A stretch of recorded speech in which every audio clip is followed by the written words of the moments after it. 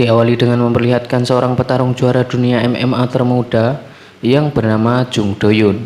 Saat pulang ke rumah, dia terkejut ketika menemukan ibu dan adik perempuannya sudah tewas bersimbah darah. Yang ternyata itu adalah ulah 3 orang perampok yang saat itu juga langsung menyerang Jung. Namun dengan kemampuan yang dimilikinya, Jung pun mampu mengalahkan 3 pria sekaligus, bahkan menewaskan ketiganya hanya dengan tangan kosong saja.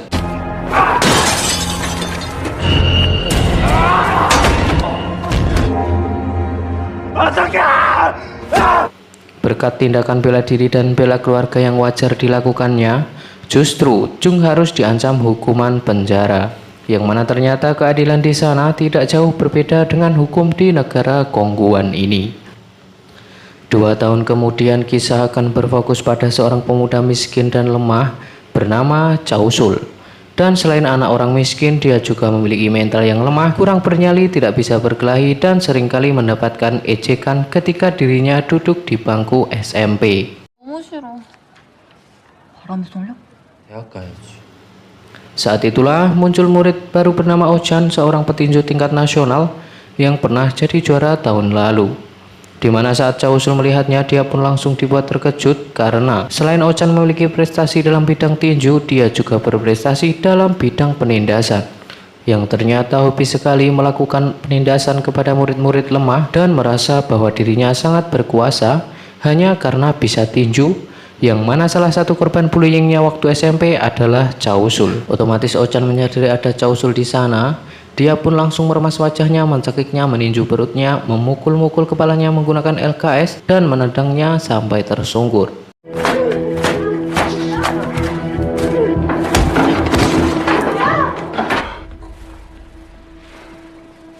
Saat itulah Chow Sul melihat sebatang pulpen, lantas dia pun mengacungkan pulpen tersebut ke si Oh-chan, berharap dia akan berhenti memukulinya. Namun Oh-chan yang songong pun malah menantang balik Chow Sul untuk menusuk, dan tiba-tiba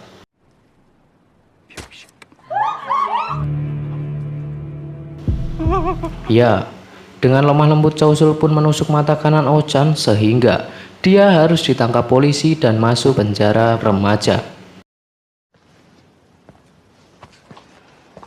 Yang berambut pirang ini adalah bernama Kim, narapidana baru yang akan menjadi teman Chow Sul untuk kedepannya, di mana mereka berdua langsung dihadapkan pada para tahanan senior yang mencoba untuk menjelaskan tentang kekuasaan di penjara ini. Dimulai dari bos mereka sendiri, yakni bernama Jung.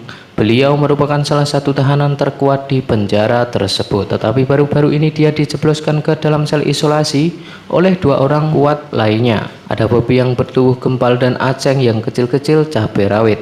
Tetapi mereka bertiga ternyata bukanlah orang terkuat yang sesungguhnya, karena masih ada 1 orang yang paling kuat yang memilih untuk menyendiri.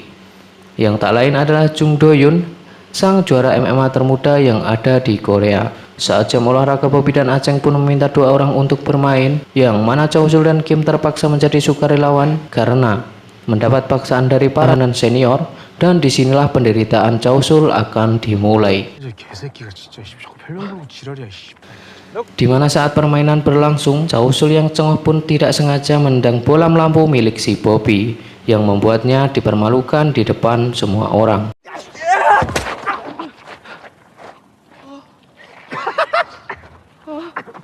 Alhasil Chow Sul pun dibawa oleh 2 anak buah Bobby yang bermaksud untuk menyiksanya, yang mana di saat bersamaan terlihat ada Jung Do-yoon yang sedang berjalan melewati mereka.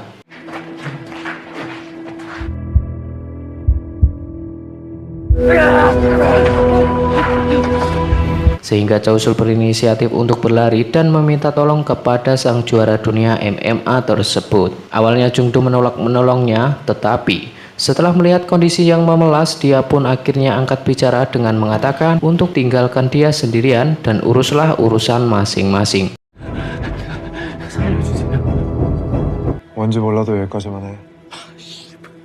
Karena tak terima diperintah, Bobby yang sebenarnya ragu pun nekat melawan Jung Do dengan mencoba untuk memukulnya. Tetapi sekeras apapun Bobby mencobanya, Jung Do tetap tidak tersentuh, dan si Bobby lah yang harus terkapar dengan hanya 1 pukulan biasa. 일로 와, 이 씨발놈아.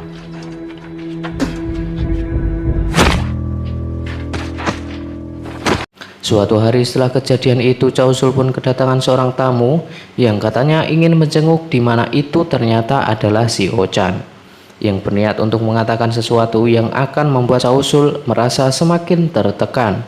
Akibat peristiwa hari itu, Ochan kini menjadi orang picek alias manusia bermata satu, sehingga dirinya sekarang merasa menjadi orang yang paling menderita di dunia. Dan di hari kebebasan Cao Sul nanti, Ochan berjanji akan membalaskan semua penderitaannya dan tak akan segan-segan untuk membuat hidup Cao Sul hancur berkeping-keping.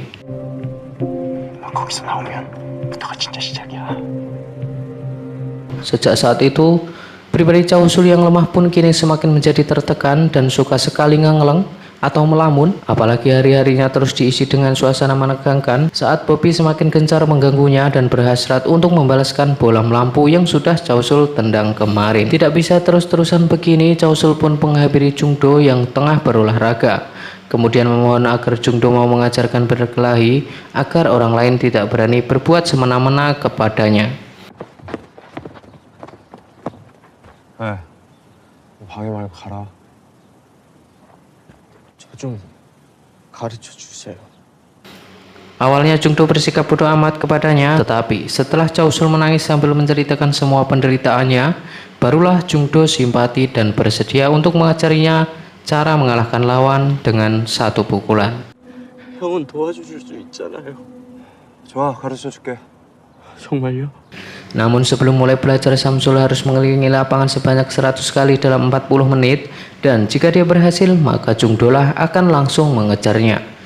Dan lemahnya Cao Sul pun berusaha untuk menyelesaikan tantangan tersebut, di mana saat dia sudah sangat lelah pun teringat masa SMP saat Ochan sering menghajarnya di kelas, sehingga hal itu memberikan Samsul kekuatan agar terus berlari sampai titik darah penghabisan.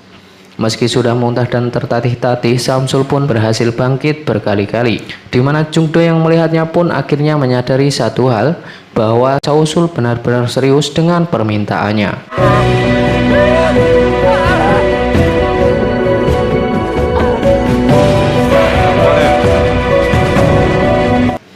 Berkat bantuan kepala penjara yang sudah CS dengan dirinya, Chung Do pun meminta sipir untuk membawa Cao Sul ke ruangan selnya, di mana di situ Cao Sul disuruh untuk melakukan berbagai jenis gerakan dasar olahraga, di antaranya 100 kali push up, 100 kali sit up, dan berlari sejauh 10 km setiap harinya.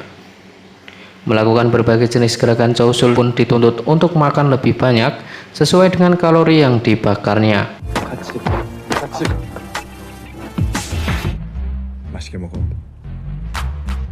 Dan perlahan tapi pasti Cao Sul pun mulai memiliki tubuh atletis sampai-sampai tali karet latihannya pun terputus akibat gerakan Cao Sul yang terlalu keras.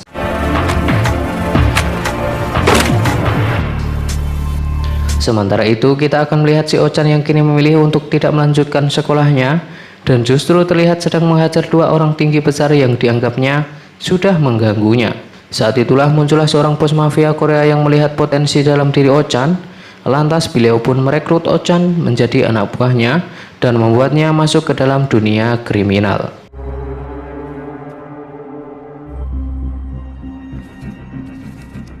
Kembali ke penjara, kita akan melihat Kim sedang diganggu oleh dua anak buahnya Bobby, di mana saat Kim mencoba melawannya, dia pun langsung dihajar oleh mereka berdua.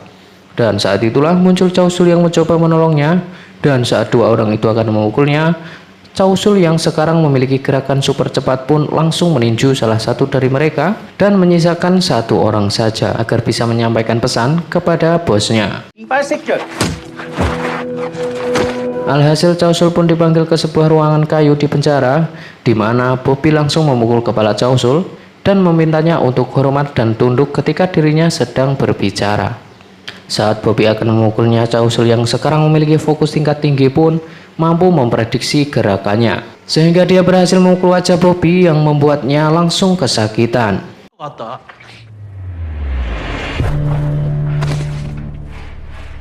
Tak terima dihajar oleh anak baru, Bobby yang sudah pulih pun langsung menyerang balik sehingga Chow Sul pun nampak cukup kesulitan untuk menghadapinya. Karena ini adalah pertama kali baginya melakukan pertarungan serius sampai akhirnya Chow Sul terkapar dan Bobby pun sesaat nampak senang karena berhasil mengalahkan dengan mudah.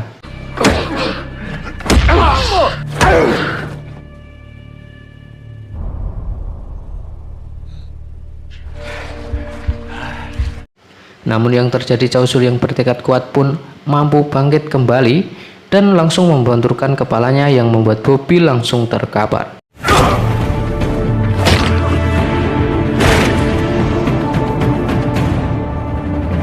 Ketika emosi Chow Sul sudah terkendali, muncullah Jung Do yang langsung menahan tangannya karena jika dilanjutkan maka Bobby bisa tewas saat itu juga. Di sisi lain kita akan melihat Oh-chan yang seperti diberi tempat untuk mengekspresikan hobinya, yaitu berkelahi secara brutal dan tidak memiliki aturan, yang mana sang bos mafia tersebut nampak sangat senang dengan pekerjaan yang telah Oh-chan lakukan. Kembali ke Chow Sul yang tengah latihan bersama Jung Do, dan hari itu ternyata adalah hari terakhir mereka latihan bersama karena sebentar lagi Jung Do akan dipindahkan ke penjara dewasa karena usianya yang sudah masuk dalam kategori 18+. 1분만요. 너 상어 알지? 너 저 잠깐이라도 헤엄치지 않으면 가라앉아 죽어. 너도 마찬가지야. Meski begitu, semangat Chow Sul ternyata tak surut, di mana dia setiap hari latihan walaupun sendirian, sesuai dengan apa yang telah diwasiatkan oleh Jung Do. Suatu hari Chow Sul pun ditemui oleh Aceng yang berminat untuk bertarung dengannya.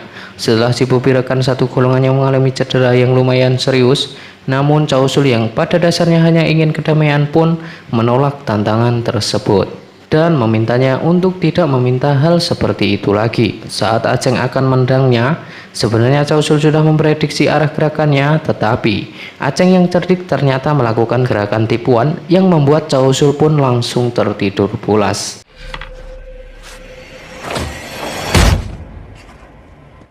Tepat di hari yang sama, sang ketua para napi senior pun akhirnya dikeluarkan dari sel isolasi, dan kebetulan di situ sudah ada Chow Sul yang baru datang. Awalnya Jung mengira bahwa Chow Sul berniat untuk menggantikan posisinya, tetapi setelah melihat sikap sopan dan polosnya, Jung pun seketika menjadi baik dan memilih untuk menjadikan sebagai temannya. Singkat cerita, esok pagi pun tiba. Tak disangka Oh-chan ternyata datang kembali ke penjara setelah mendengar kabar bahwa Chow Sul sekarang sudah menjadi kuat. Lantas Oh-chan mematahkan satu jari anak buahnya untuk membuktikan bahwa dirinya sama sekali tidak merasa takut terhadap perubahan Chow Sul yang saat ini.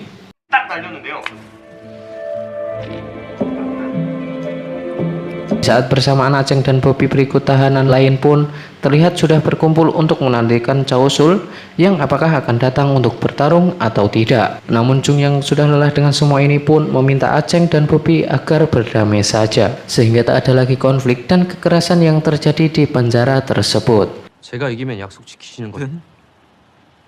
Yang meminta Aceng untuk menepati sebuah janji, yaitu jika dia menang maka tidak ada perkelahian lagi di penjara ini, dan jika dirinya kalah maka Chow Sul bersedia untuk mencabut bulu hidungnya setiap 1 minggu sekali. Pertarungan pun berlangsung sengit. Di antara mereka Chow Sul nampak sedikit kesulitan dengan gerakan gesit yang ditampilkan oleh Aceng, sehingga saat ada kesempatan Aceng berhasil menendang Chow Sul yang membuatnya langsung tak sadarkan diri.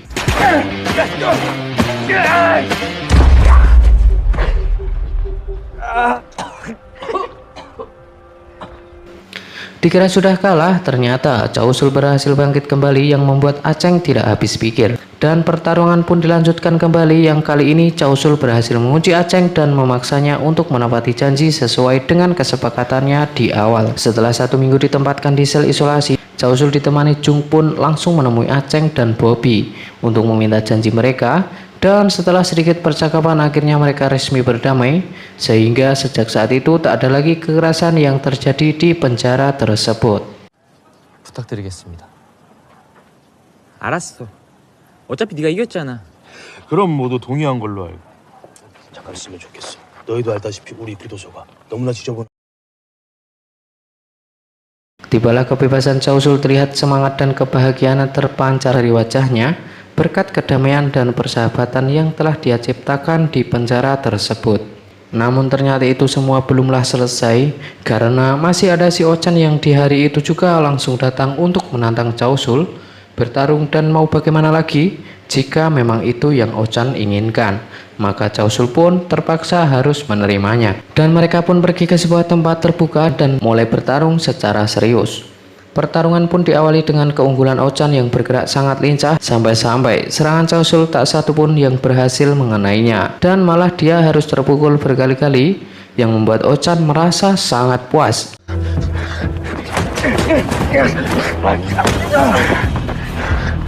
Pada satu titik Samsul berhasil memegang tangan Ochan dan berhasil menjotos wajahnya dengan cukup keras. Tapi Samsul yang sudah kelelahan pun harus kembali kalah saat rompi rajutnya berhasil ditarik yang membuat wajahnya tertutup, sehingga Ochan bisa lebih leluasa memukulinya yang membuat Chausul langsung terkapar untuk kesekian kalinya.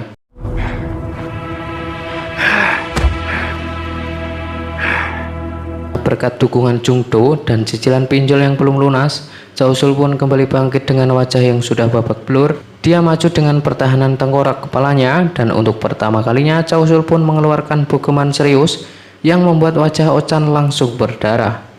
Ochan yang sudah sangat kesakitan pun langsung menahan pukulan Chausul yang menandakan bahwa dia sudah tidak sanggup lagi. Meski Ochan tidak mengakui kekalahannya karena masih gede gengsi, telah dikalahkan oleh anak culun, Chausul pun tetap meninggalkannya dan terserah dia mau ngomong apalah. Yang penting Chausul sekarang bukanlah yang dulu.